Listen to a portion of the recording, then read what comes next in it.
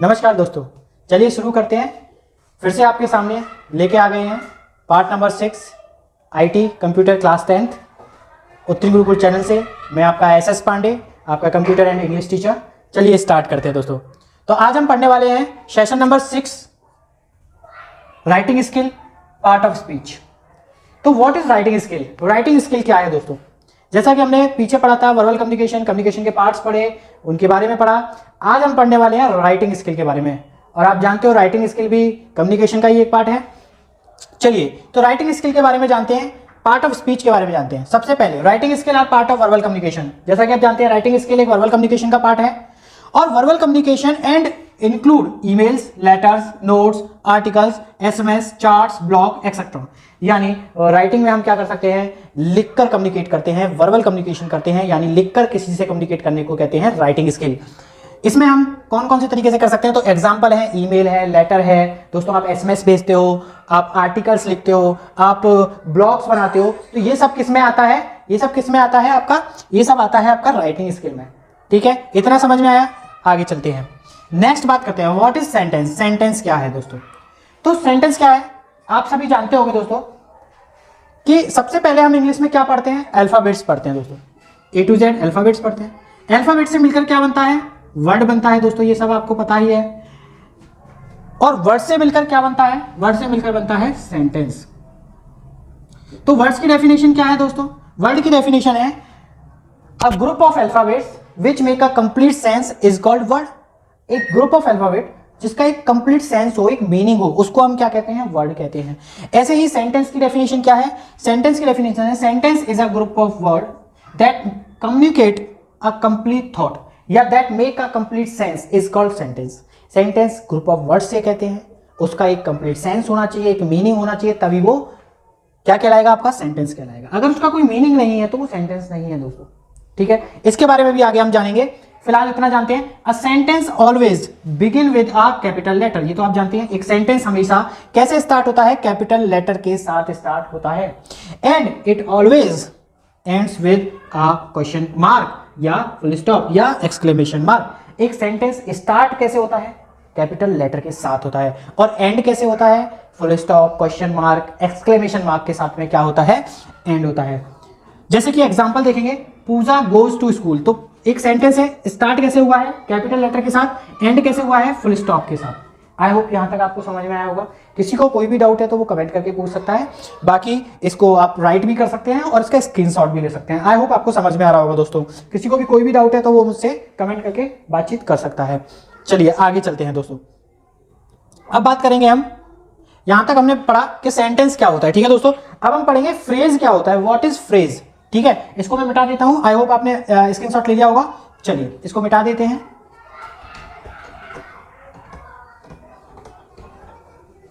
अब हम बात करने वाले हैं कि फ्रेज क्या होता है। What is phrase? चलिए स्टार्ट करते हैं। What is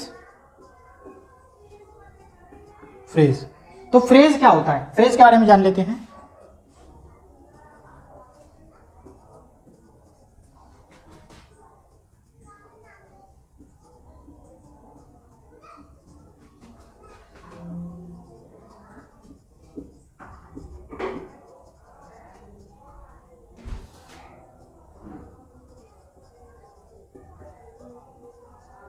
A group of words which does not make complete sense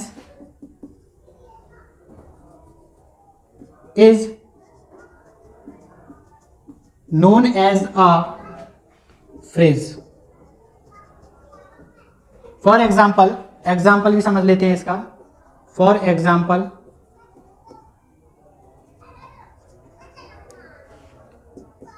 Puja goes. चलिए, तो जैसा कि हम समझ रहे हैं फ्रेज क्या है। What is phrase? फ्रेज क्या है दोस्तों? द ग्रुप ऑफ वर्ड्स का group which does not make a complete sense, जिसका कोई सेंस ना हो, इज नोन एज फ्रेज। जैसा कि हमने सेंटेंस में पढ़ा, जिसका मीनिंग होना चाहिए वो क्या कहलाएगा? सेंटेंस। लेकिन जिसका मीनिंग ही ना हो, जिसका कोई सेंस ही ना निकले, उसे हम बोलेंगे फ्रेज। अब फ्रेज का एग्जांपल देखेंगे, जैसे पूजा गोज। अब पूजा चली गई, पूजा चली गई, इसका मतलब ये एक अधूरा सेंटेंस है। कहां चली गई? कैसे चलेगी? तो ये सेंटेंस सेंस नहीं है, इसका कोई सेंस नहीं, का सेंस कंप्लीट नहीं हो रहा है, इसीलिए हम इसको क्या बोलेंगे? फ्रेज बोलेंगे दोस्तों। क्या बोलेंगे? फ्रेज बोलेंगे। क्या बोलेंगे? फ्रेज। इतना समझ में आया होगा, आई होप आपको समझ में आ रहा होगा। आगे बात करते हैं, चलिए आगे चलते हैं। चलिए आई होप आपने स्क्रीनशॉट ले लिया होगा, इसे मिटा देते हैं। अब बात करते हैं व्हाट इज फ्रेज, हमें समझ में आ गया। अब बात करते हैं कि डिफरेंट कैपिटलाइजेशन रूल कौन कौन से हैं कम्युनिकेशन साइकिल में।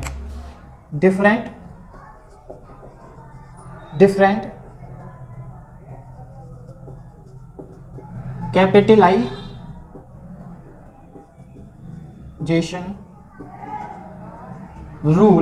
Capitalisation rule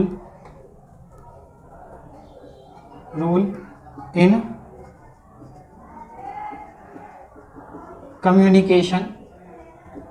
communication cycle.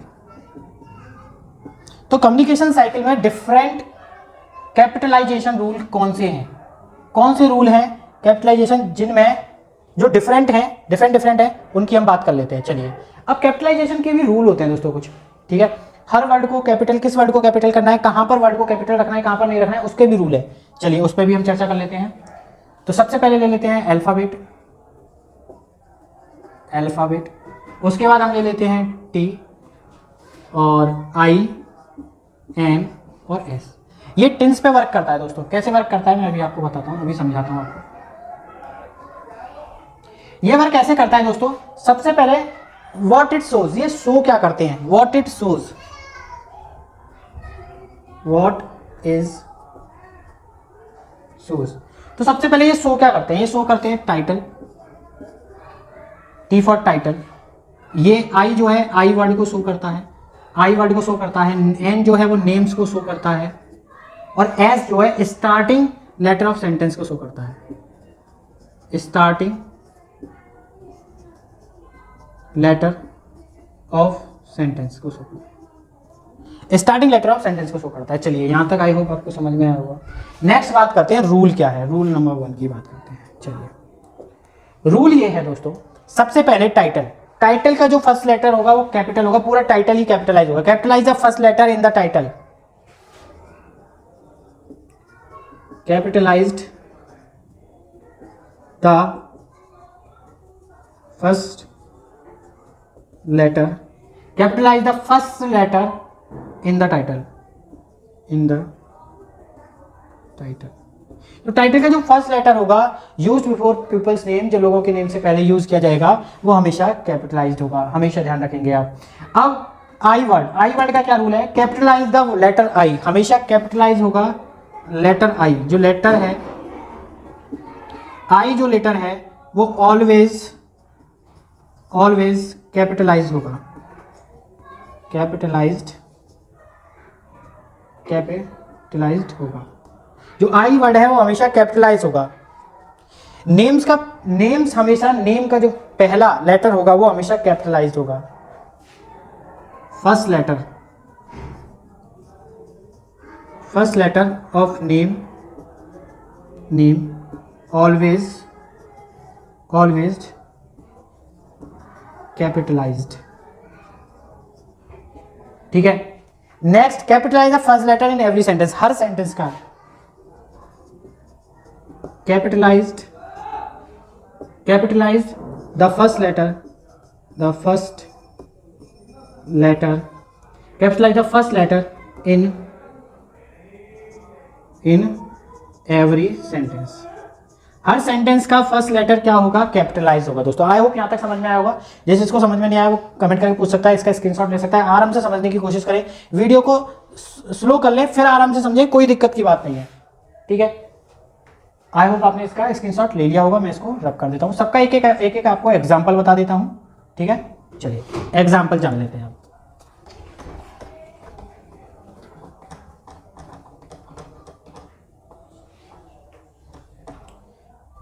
चलिए एग्जाम्पल जान लेते हैं।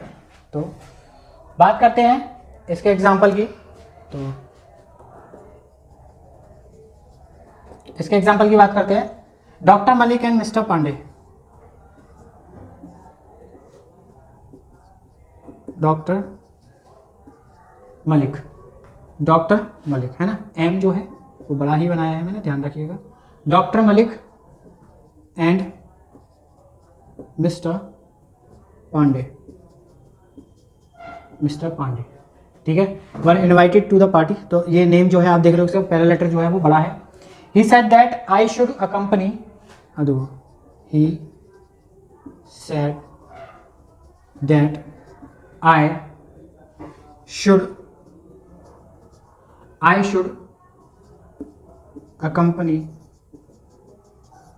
accompany him to the mall,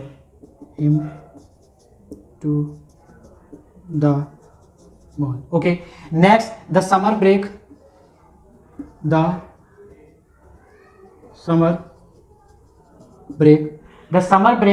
is starting this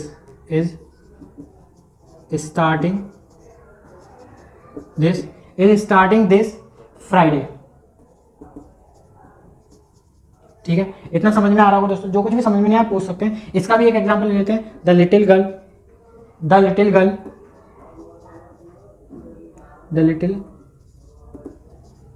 girl lost her